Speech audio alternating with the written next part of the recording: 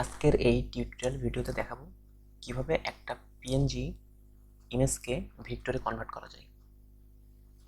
প্রথমে আমরা যে পিএনজি ফাইলটাকে ভিক্টরে কনভার্ট করতে চাই সেটাকে ওপেন করব।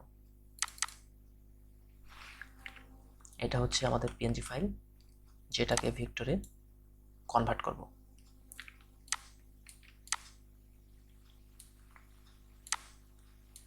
আচ্ছা, একদম সহজ প্রসেস।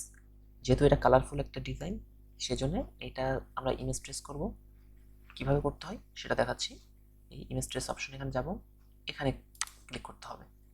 এখান থেকে হাই ফিডেলিটি ফটো এই অপশনটায় ক্লিক করতে হবে। ওকে,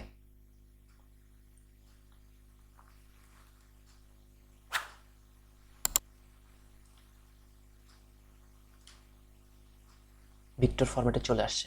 এখন শুধু এক্সপেন্ড করলেই হবে। এই যে অপশনটায় ক্লিক করতে হবে, convert tracing object into path. এটা করলে ভিক্টর হয়ে যাবে। এক্সপেন্ড। ওকে, যে যখন এটা হাই ভেলোসিটিতে আমরা ক্লিক করলে অটোমেটিক একটা হোয়াইট ব্যাকগ্রাউন্ড চলে আসে, কিন্তু সেটা কোনো ব্যাপার না, এটা এখনো ডিলিট করা যাবে।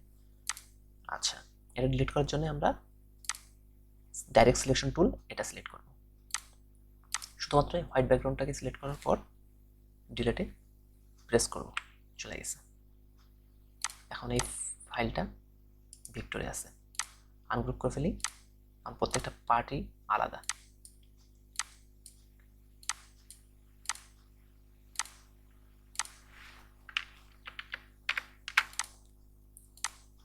এখানে সব পাথ আকারে আছে, অর্থাৎ ভিক্টর ফরম্যাটে এটা কনভার্ট হয়েছে। আজকের টিউটোরিয়াল ভিডিওটা এ পর্যন্ত ছিল। পরবর্তী টিউটোরিয়ালের জন্য আপনারা চ্যানেলটা সাবস্ক্রাইব করে রাখুন। ধন্যবাদ সবাইকে।